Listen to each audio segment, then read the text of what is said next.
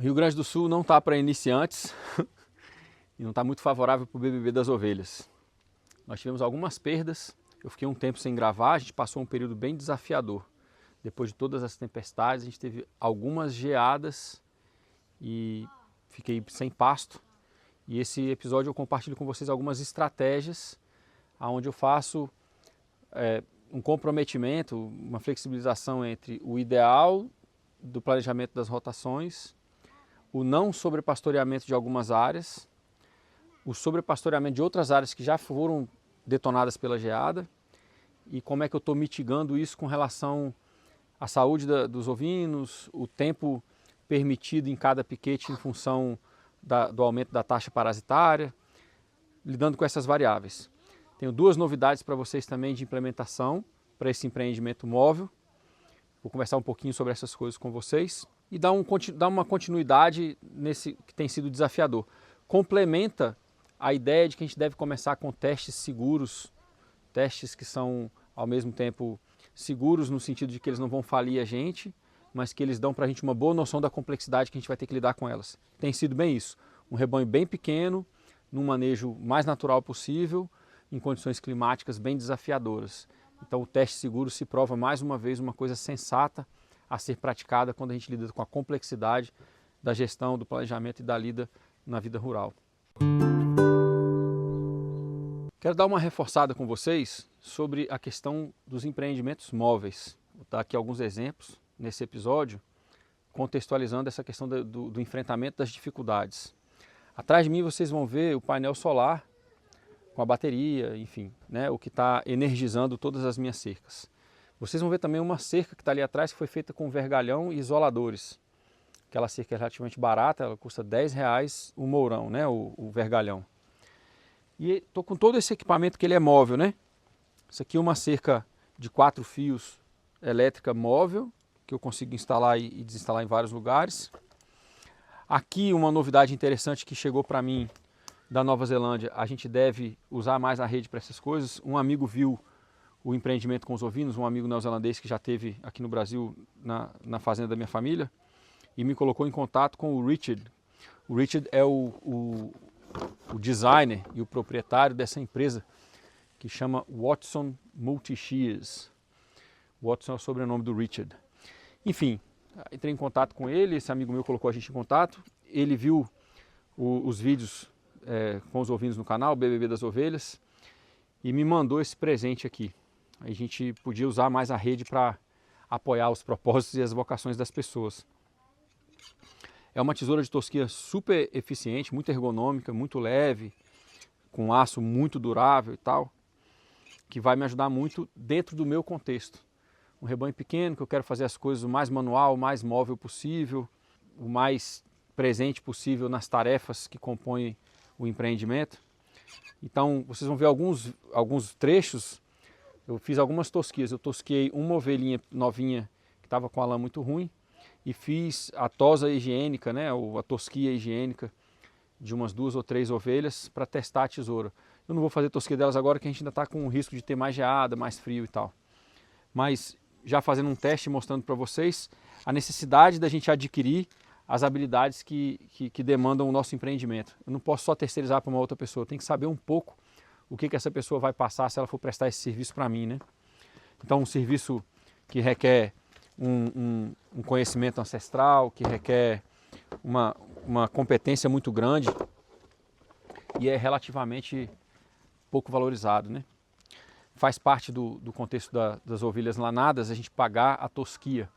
Elas custam em torno de 10 a 15 reais por cabeça a tosquia. Então isso entra no preço da produção daquele animal, né?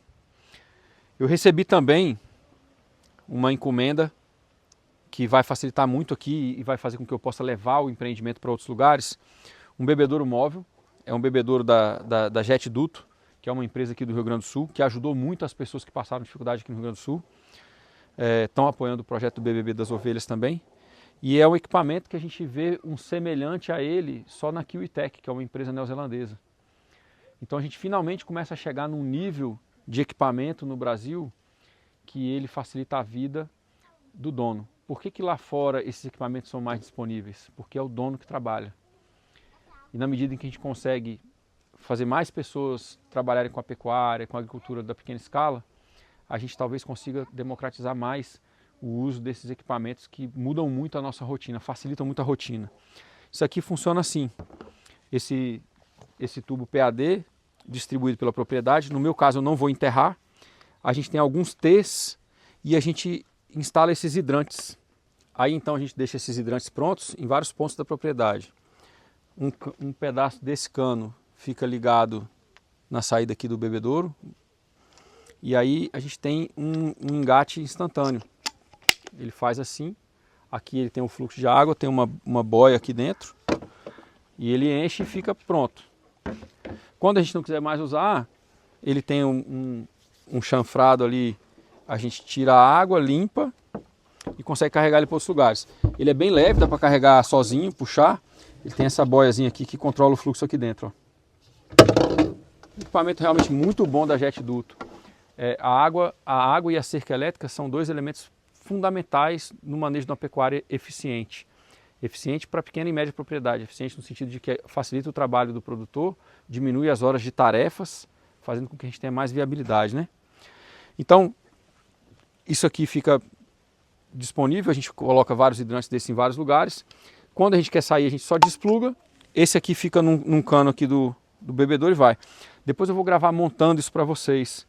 Mas como o bebedouro como o BBB está procurando outro endereço, eu não vou enterrar nada para poder sair daqui e levar tudo junto comigo, né?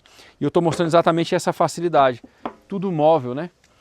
E realmente não é o mais barato, mas de novo, esse equipamento ele não é o mais barato, mas ele é o que te permite alinhar um alinhamento de contexto, ter um empreendimento móvel e você consegue levar os animais para onde você precisar e lidar com os animais dentro de um manejo planejado que melhora o lugar e que é viável para a gente, né?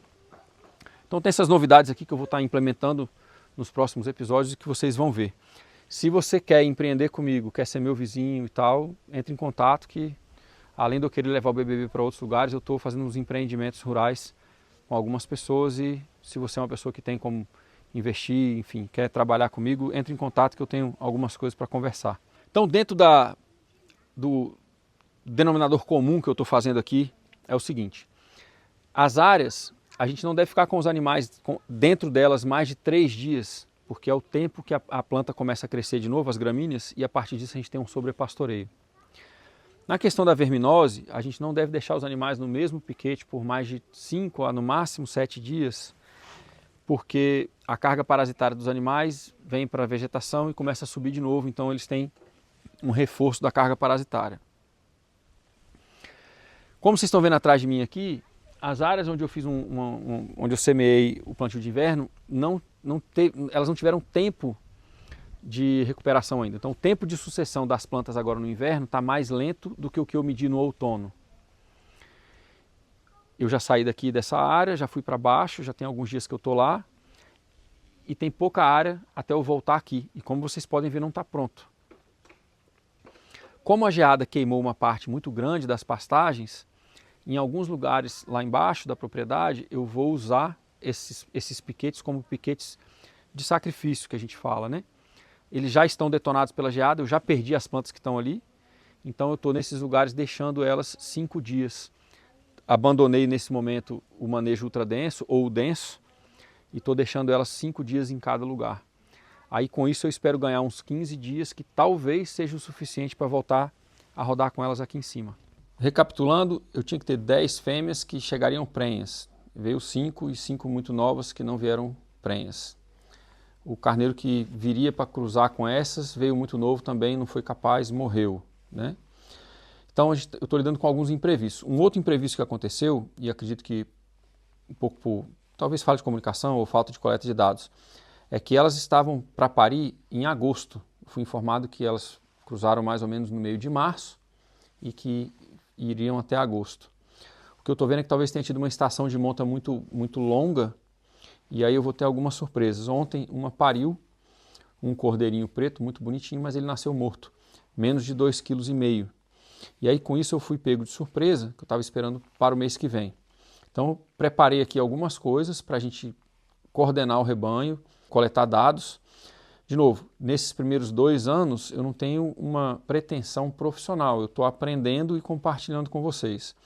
Mas aqui eu vou compartilhar como é que eu estou me organizando, porque se eu coleto dados desde o começo, eu consigo selecionar os melhores animais para ir replicando esse rebanho, aumentando o rebanho com os melhores animais possível. Então, primeira coisa, elas vieram com os números da antiga cabanha, eu preciso renumerar. A minha opção foi fazer uma numeração pelo ano e o número da ovelha. Então vai ficar 2304, por exemplo, é a ovelha número 4, que nasceu em 2023. Então, novinha ainda, né? Essa não está prenha. Essa aqui seria uma das que está prenha, 2205. Então, ok. Quando eu for para o pasto e o cordeirinho ou a cordeirinha nascer, ele vai ganhar esse número pintado nele para eu saber qual o cordeiro que está com qual mãe, e eu vou coletar os dados dele. Então aqui a gente começa a coletar dados que vão servir para a seleção genética e, obviamente, o manejo do rebanho, né? Então o número da ovelha, o número do cordeiro ou da cordeira, data de nascimento, peso, sexo, se está mamando bem, se não está, iodo no umbigo, a caudectomia, né? A poda da cauda, o tipo qual a cor da tinta que eu usei para identificar o quê e o tipo de brinco em qual orelha que eu usei para identificar o quê. Então tudo isso aqui é feito com uma prancheta no pasto. Para poder pesar, essa balança aqui que ela é mais trambolhona, mas já tinha ela, vai ser essa balança com o macaquinho, coloca neles aqui, pesa eles aqui, e aí ele puxa aqui e a gente consegue fazer a pesagem a campo. Esse material, inclusive, foi vendido para mim com um desconto muito bacana pelo pessoal da Valmur. Materiais veterinários foram muito afetados agora pela enchente aqui no Rio Grande do Sul. Muita gente se ajudou aqui e tal, eles me ajudaram, outras pessoas ajudaram eles passando as coisas para o galpão, ajudando a revender produtos, né? Mas então vamos lá, o brinco, vou ter que fazer a identificação das mães e eu já faço a identificação dos cordeirinhos, vai ficar 2401, 2402, né? Então a gente vai identificando assim. O registro foi sendo feito do peso. Ainda a campo, a borrachinha para cauda, no caso seria a mesma borrachinha para castração, mas eu não vou castrar porque eu preciso selecionar um macho. Então, opa, borrachinha voou longe, tá ficando seca.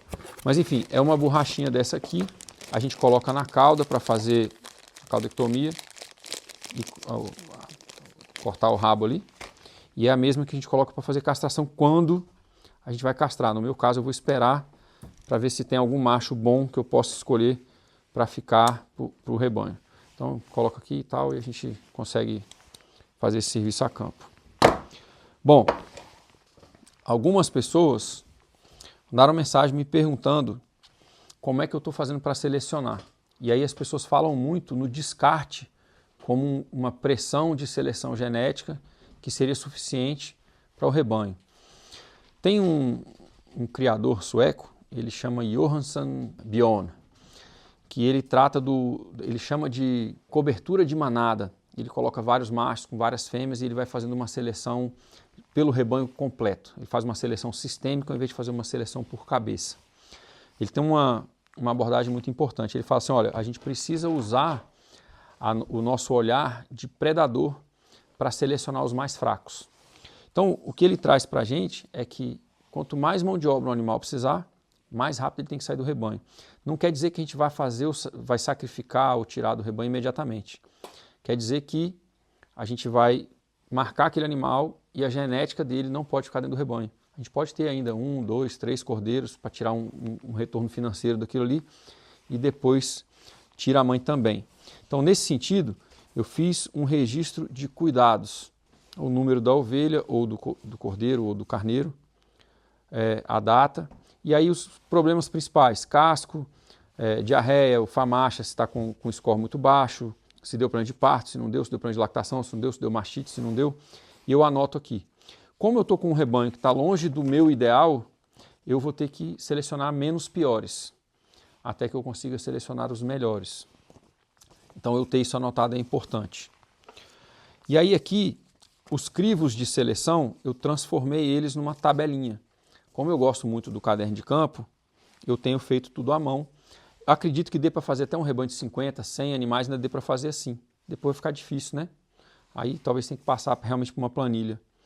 Mas por enquanto eu consigo fazer assim, e essa anotação à mão, ela fixa muito conhecimento para mim em observação de campo. Então, aqui, a partir desses nascimentos, eu consigo começar a coletar alguns dados, né? Para as fêmeas, vou fazer aqui uma recapitulação. A gente quer colocar uma estação de monta, quando elas têm de 7 a 8 meses, e ver quais são as que emprenham. Elas têm que parir entre 12 e 15 meses, mais ou menos, para ser selecionadas como matrizes do rebanho. A estação de monta tem que ter só 35 dias, 2 ciclos de 17. Essa estação mais curta, ela facilita o meu trabalho, porque eu tenho menos cordeirinho e cordeirinha nascendo ao longo do ano. Eu concentro o meu trabalho para fazer toda essa documentação, toda essa triagem aqui a campo. E ela também me serve para escolher as mais férteis. Numa estação de monta de 35 dias, eu ainda dou preferência para as que emprenham nos primeiros 17 dias. Nas deslanadas, a gente pode contar o menor período entre parto. Ela é mais produtiva, mais prolífica, mais fértil. Nas lanadas, que é o meu caso, eu tenho que priorizar as que cruzam na primeira quinzena da estação de monta. Eu tenho que fazer essa estação de monta entre março e abril, para que os filhotinhos, né, os cordeirinhos e cordeirinhas, nasçam entre agosto e setembro, que é a primavera. A mãe tem um período de bastante abundância de pasto até dezembro, mais ou menos, setembro, outubro, novembro, dezembro, 3, 4 meses mais ou menos, para desmamar. E aí ela tem mais uns 3 meses para ganhar peso de novo, ganhar condição corporal para emprenhar novamente. No caso das lanadas, as que emprenham primeiro são as selecionadas. Mas eu tenho que controlar essa estação de monta para que elas não tenham os filhotinhos no meio do inverno, porque pode ter geada, o pasto às vezes está ruim e tal. Então, eu vou sincronizar a produção com uma por ano, com a melhor época do ano, no caso a primavera, com a melhor forragem. Quem tem deslanadas que ciclam o ano inteiro, o menor período entre parto é um bom indicador de fertilidade da fêmea. A desmama é feita com 3 meses e o ideal é que nesses 3 meses a gente já tenha um cordeirinho, um borrego, uma borrega, com 60% do peso da mãe. Então aqui a gente começa a ter dados importantes. Para isso a gente tem que pesar no nascimento, pesar na desmama, pesar com 6 meses, pesar com 1 ano. E aqui entram outras informações. A fêmea tem que ter um formato de cunha. O corpo dela tem que ter um formato assim, ó. Cabeça pequena, pescoço fino, peito mais fino e o quarto traseiro maior.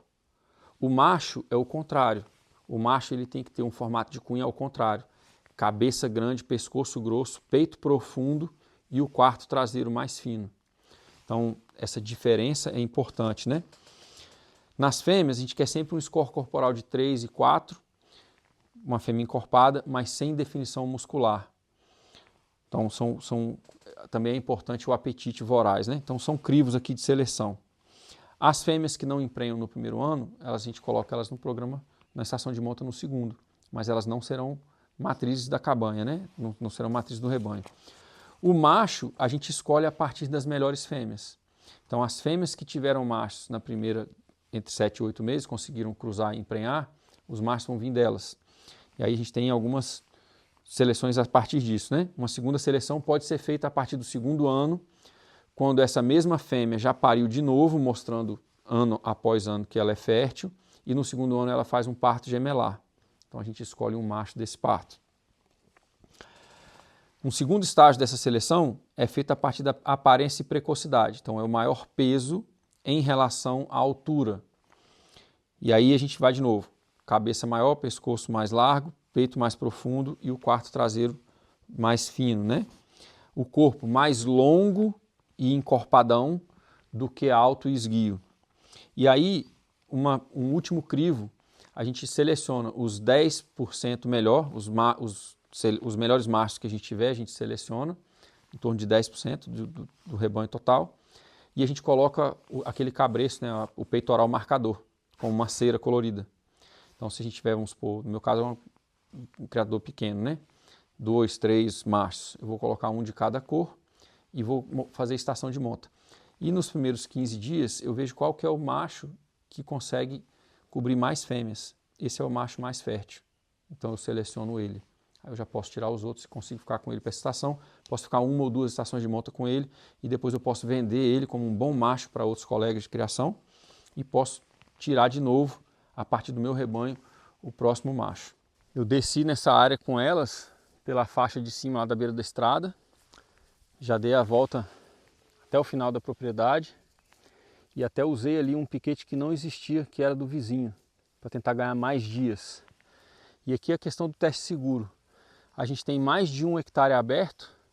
Eu peguei o número, a taxa de lotação menor indicada, né? 10 ovinos por hectare, mas a gente tem um pouco mais de 1 hectare aberto, quase 2 talvez. Mas as coisas da complexidade, o rebanho chegou naquela loucura aqui do Rio Grande do Sul e a gente conseguiu dar mais de 70 dias de descanso. Essa área estava toda verde. Só que aí quando parou de chover muito, não parou de chover, continuou chovendo, mas choveu bem menos. Mas a gente teve várias geadas. Então morreu tudo. Aí a gente entra numa situação que é assim, o ideal, por isso que a gente tem o planejamento holístico de pastagem, por isso que a gente tem o teste seguro, é a gente não precisar dar insumo para os animais. Nessa situação que eu estou de primeiro teste, do primeiro ano, que talvez eu nunca mais passe pelas mesmas variáveis, eu estou dando um pouco de feno de alfafa. Porque elas estavam naquele pasto lá, ó, se vocês repararem, o pasto estava todo queimado também de geada. Então, aí aqui tem uma estratégia que a gente pode fazer. Os sais minerais de escolha livre, aqui a gente está funcionando naquele esquema da PET Colib, o calcário calcítico, calcário dolomítico, sal comum, enxofre, sulfato de cobre e alga. No caso eu estou com uma alga ali que ela é meio calcítica também. Mas está chegando a kelp. Inclusive quem tiver interessado, eu estou trazendo a kelp para o Brasil, vou conseguir dar uma distribuída nela, né? A kelp é uma macroalga laminariaris, aquelas que a gente vê florestas submarinas, né? E ela é só desidratada e moída. É um excelente suplemento.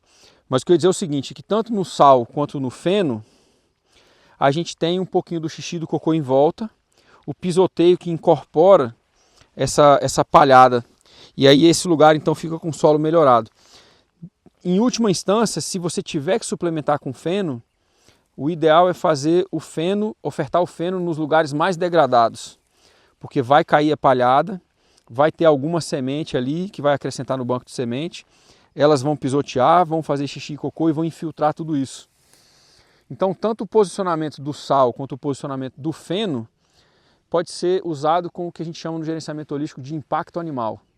Áreas que você quer algum resultado, um resultado que você consiga usar os animais. Então, por exemplo, áreas com muitas trilhas de gado no relevo, um corredor fino subindo um morro, sal mineral, elas vão pisotear, fazer xixi e cocô, você deixa trancada aquela área e move. Elas mesmas nivelam o lugar para a gente.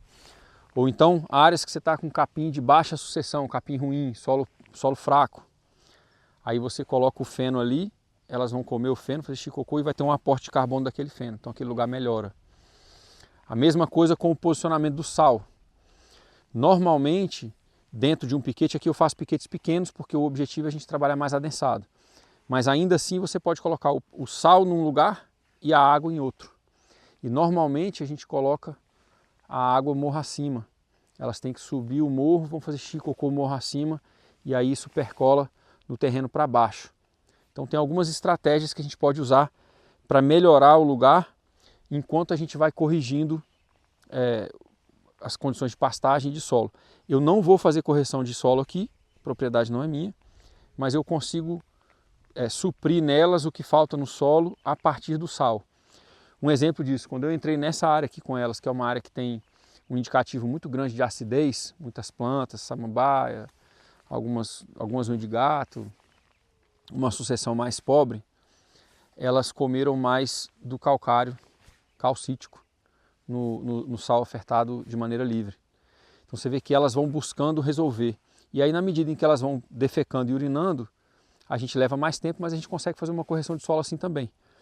O ideal é fazer uma correção de solo Às vezes tem que ser paulatino, às vezes a gente tem que fazer em etapas, porque está tão degradado que não vai absorver nutriente, mas a gente vai corrigindo o solo e vai ofertando os sais de escolha livre para elas, que é uma suplementação natural. E aí com isso a gente consegue fazer o melhor dos dois lados. Recuperação do solo através da correção e a melhoria do solo através da suplementação e da simbiose delas com o solo e com as pastagens. Na medida que elas dão esse impacto, tem uma vantagem, né? Enfim, em toda desgraça tem uma bênção disfarçada dentro. Com essa questão da geada, a gente consegue um impacto maior das ovelhas e consegue talvez fazer brotar outras coisas em meio a essa malha do Tifton, que é uma malha muito grossa e suprime muitas as outras plantas. Então talvez a gente tenha, a partir dessa situação desafiadora, alguns benefícios. Mas aí vocês vão ter que assistir nos próximos capítulos. 3.6.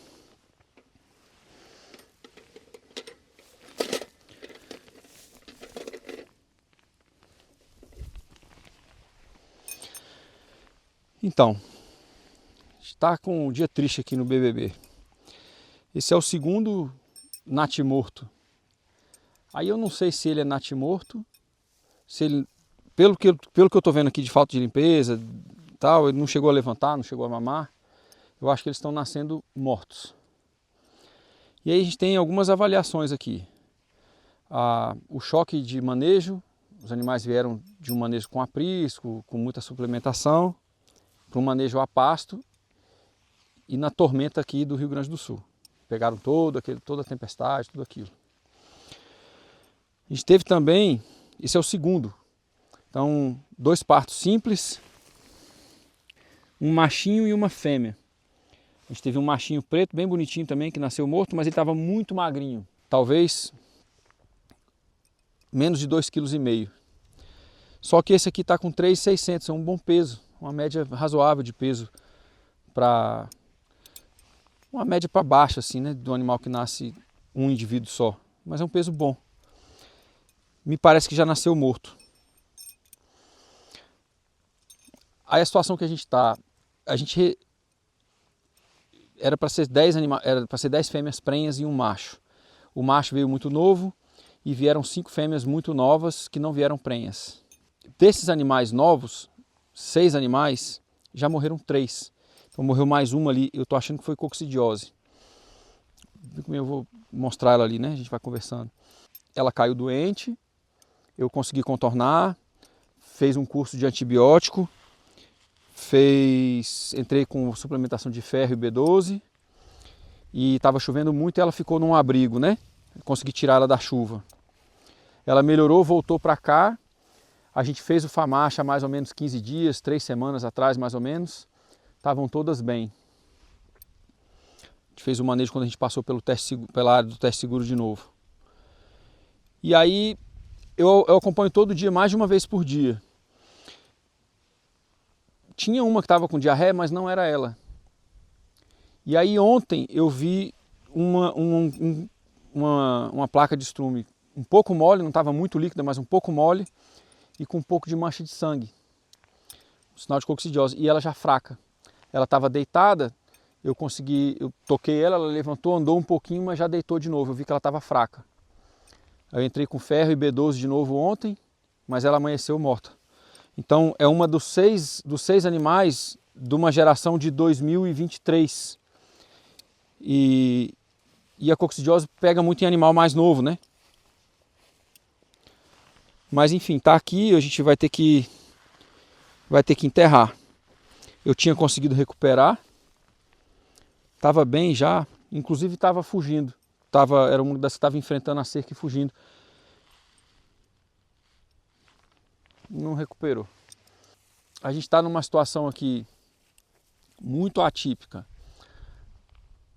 A questão do teste seguro com poucos animais tem se mostrado cautelosa e sábia.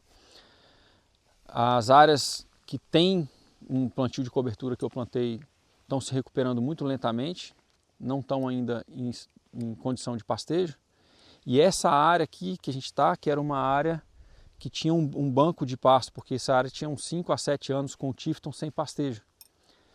Então a gente tinha passado aqui há 70 dias atrás e ela estava bem formada de novo. Só que na semana passada e retrasada, a gente teve vários dias seguidos com geada. E aí secou tudo, vocês podem ver aqui que secou tudo. É uma área que essa área é um caminho de volta delas, né? No planejamento das pastagens, essa faixa aqui é uma faixa de volta que tinha aqui umas 2 semanas pelo menos de forragem. E agora não tem. E aí agora vai entrar uma decisão aqui, que é uma decisão que eu não gosto dela, mas é uma decisão necessária. Já que essa área está toda queimada, eu vou alimentar elas com feno de alfafa. O feno de Tifton elas não comem, porque é essa mesma palhada que está aqui, elas não gostam. Eu vou alimentá-las com feno de alfafa, é um pouco caro. Eu tenho aí uma média de pelo menos meio fardo por dia. E aí eu vou deixá-las aqui e tentar alimentar com feno e o sal livre, o máximo que eu conseguir. De novo, não vou entrar com grão, não vou entrar com ração, um manejo natural. Mas é um manejo dispendioso, porque eu vou ter que dar o feno. E aí vou tentar segurar elas aqui talvez 1 ou 2 semanas. A gente está tendo um clima um pouquinho mais quente, talvez o crescimento das áreas de cima se recupere mais rápido. Mas já que essa área está ruim, eu vou ficar com elas aqui. Não tem risco delas atrapalharem essa área e fazer um sobrepastejo, porque a área já está toda detonada. Então elas vão ficar nessa área, eu vou entrar com um pouco de feno para ganhar alguns dias para elas voltarem na forragem verde. E provavelmente quando elas voltarem na forragem verde eu vou ter que ofertar um pouquinho do feno de novo, para elas não saírem de uma forragem completamente seca para uma completamente úmida e desarranjar tudo, né? Essa questão do choque de manejo, da nutrição e tudo, pode estar interferindo, e a tempestade, tudo que a gente passou, pode estar interferindo nessa questão da gravidez. A gente ainda tem 3 fêmeas prenhas e uma janela muito grande que a gente não consegue se planejar, porque a informação que eu tive é que elas tiveram uma estação de monta de 45 dias. Então uma janela muito grande, um número muito pequeno de ovelhas, para a gente conseguir contornar. Eu venho no pasto todo dia, várias vezes por dia, mas as 2 vezes que eu vim eu já encontrei animal morto. Né? Os dois, uma borreguinha e um borreguinho que nasceram já aparentemente mortos. O outro com peso muito ruim, essa aqui já com peso melhor. Essas outras 3 estão nessa condição, vão estar no feno de alfafa, no sal, e a gente não sabe se elas vão conseguir parir o cordeirinha viva e se elas vão cuidar, porque às vezes também quando elas não estão comendo bem elas rejeitam. Se eu pego um animal vivo elas rejeitando, eu ainda consigo dar uma mamadeira, consigo entrar com algum suporte, né, para não perder o animal. Mas se eu não consigo ver na hora, a gente tem essas casualidades. Bem complicado, né? Em inglês eles têm uma frase que fala assim, se você vai trabalhar com livestock é o equivalente deles para pecuária, né? Mas aí tem uma palavra que são animais vivos. Aí eles falam que você eventualmente vai ter que trabalhar com deadstock, que é um animal morto, né? Então é isso, quem trabalha com vida, quem trabalha propagando vida, multiplicando vida, a gente tem que lidar com os ciclos e parte disso é entender a morte também como parte desse ciclo. Não é fácil, bichinho novinho assim e tal. Eu tenho menos problema em criar um animal saudável e sabendo que eu vou criar ele para comer, mas que ele teve uma vida boa, do que lidar com um animal em sofrimento. Lidar com um animal em sofrimento é bem difícil.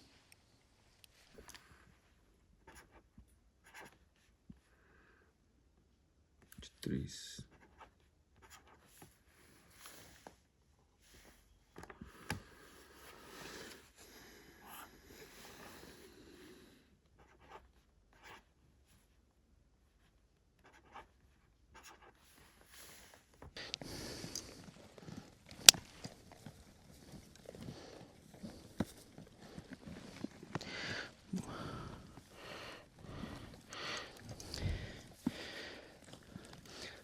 Já pegamos todos os dados dessa aqui?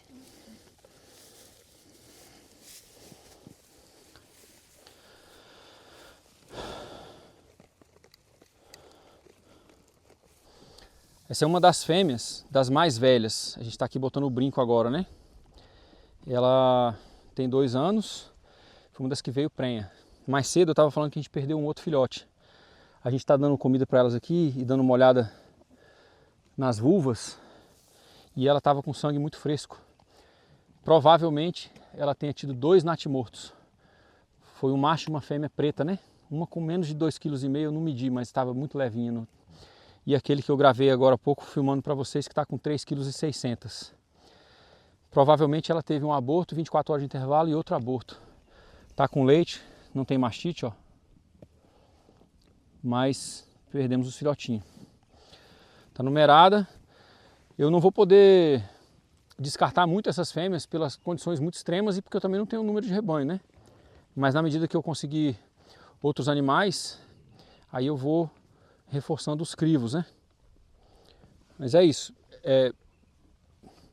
O ideal seria que ela não ficasse para... Se ela tiver filhote de novo, né? Borreguinho, borreguinha, tem que ficar para abate, não pode ficar para genética. Porque a gente não sabe se foi o estresse, se foi a situação toda de mudança ou se não é uma boa mãe. Então a gente pode mantê-la durante um tempo, os filhos e filhas dela vão para abate e uma boa informação que parece que foi gêmeos, mas junto com uma informação muito ruim que ela não cuidou, nasceu morto. Então acho que os filhos dela ficam para abate, ela não fica para genética. Eu vou ter que ir arrumando substituições no futuro próximo.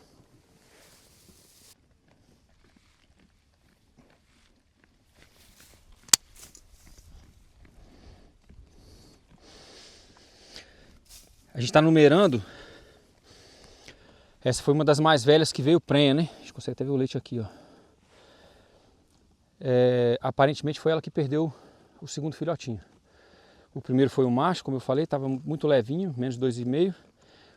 A segunda foi uma fêmea, estava com 3,600. Mas pelo sangue aqui e tal, pela condição da vulva dela, parece que foi ela. Aí perdeu também. E aí essas a gente tem que manter no rebanho, usar os filhotes para abate, para recuperar a viabilidade, mas elas não podem ficar para genética. E isso vai limitando muito a minha capacidade de escolha, que eu tenho um rebanho pequeno. Assim que eu tiver num lugar maior, o BBB precisa de transferência, viu gente? Assim que eu tiver num lugar maior, eu consigo aumentar os números para conseguir ser mais exigente nos crivos, né? Então é isso, infelizmente essa aqui perdeu um, parece que ela está bem, eu vi o famaste dela aqui agora não está ruim. A condição de casco dela também não está lá, essas coisas, mas não está com frieira nem nada. E é isso. Quando a gente lida com a multiplicação da vida, com os processos de recuperação da saúde dos lugares, do solo, das plantas, dos animais, das pessoas, a gente constantemente também lida com a morte, os ciclos mais difíceis da gente encarar. Hoje é um dia triste para o BBB das ovelhas. Nas últimas 24 horas a gente perdeu 2 cordeirinhos que nasceram e uma fêmea das mais novas. Então, muita chuva, muita geada, muito tempo difícil e o BBB está sofrendo muito com isso. Mas eu estou gravando tudo, no próximo episódio eu mostro para vocês como é que a gente está enfrentando a barra aqui. Tivemos nesse episódio um pouquinho do teste seguro de novo, o brick sendo refeito, o manejo delas com relação ao casco, a carga parasitária. A gente viu já uma melhora com o uso do sulfato de cobre nos sais minerais de escolha livre, com o uso do sulfato de cobre até como vermífugo. A gente viu uma melhora na condição corporal delas com o final das tempestades, mas a gente entrou no desafio com as pastagens e as geadas. A gente viu a importância dos equipamentos móveis e como eles permitem a gente montar negócios mesmo que a propriedade não seja nossa. E a gente viu também como eu estou avaliando essa questão de aonde eu deixo elas por mais tempo para comprometer o menos possível a saúde dos piquetes, ganhar tempo em outros lugares e saúde em outros lugares, sem baixar a condição corporal delas. Entrei nesse período agora com um pouco de feno, é um gasto a mais, é um gasto altíssimo. Elas não comem muito bem o feno de Tifton, tem que ser um feno de alfafa, e aí é caro. Então tive um gasto aí de mais ou menos uns R$600 em 15 dias para manter com o feno, mas eu não tinha outra opção. Agora eu tenho uma noção da biocapacidade da propriedade no meio do inverno em condições climáticas muito extremas. Provavelmente no ano que vem essas condições não se repetem, então o manejo fica um pouquinho mais fácil e eu tenho um parâmetro de um parâmetro absurdo de risco climático, enfim, de variação climática para poder colocar os animais. Na medida em que eu passo eles e uso um manejo que melhora os piquetes, esses piquetes vão ter mais pastagem, vão ter mais forragem para eles e eu consigo aumentar um pouquinho a biocapacidade. Lembrando, o teste aqui foi feito com aproximadamente 10 animais por hectare, que é uma taxa mínima recomendada, de 5 a 10, dependendo da saúde ou da degradação dos piquetes. Então fechou um episódio com bastante informação para vocês, muitas informações recortadas, mas eu precisava fazer assim para conseguir entregar para vocês, porque de outra forma eu ia ficar muito cortado e muito tempo sem gravar. Então fechou aqui, coloca as dúvidas de vocês, dá uma curtida aí e tal, dá um joinha para mim, se inscreve no canal, ajuda muito. Eu queria pedir muito a vocês, quem está acompanhando o BBB, algumas pessoas estão acompanhando também a Jornada do Jardineiro, que foi um episódio que eu fiz aqui, uma série que eu fiz aqui mais ou menos nessa mesma época. Então, se vocês mandarem esse conteúdo para outras pessoas, com os comentários de vocês, a recomendação de vocês, a curadoria de vocês, é o melhor jeito de apoiar o canal, porque o canal cresce com um boca a boca e uma avaliação e um endosso de quem se importa com esse conteúdo. Valeu, gente. Obrigado.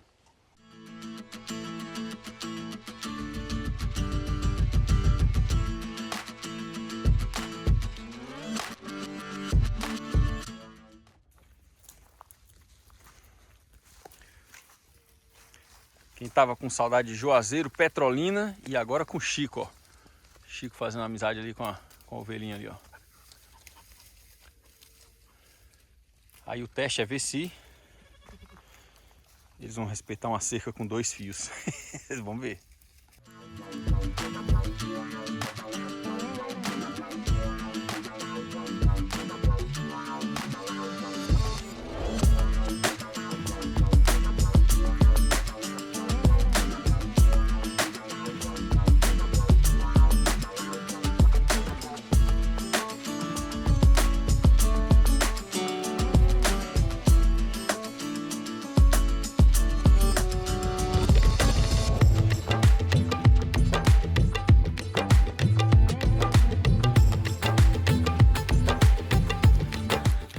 Uau, vai.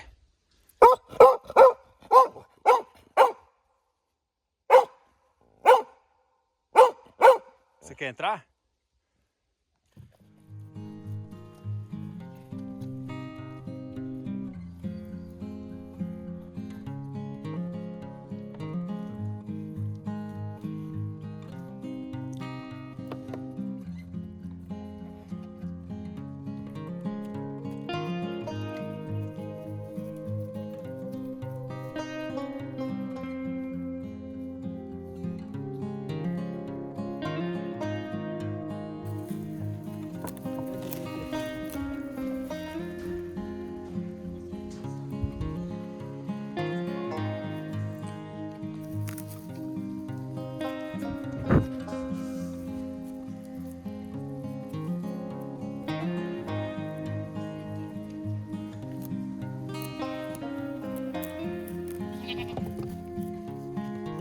Tira, bem, tira. Tira,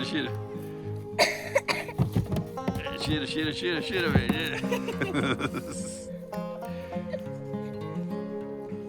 Ele volta.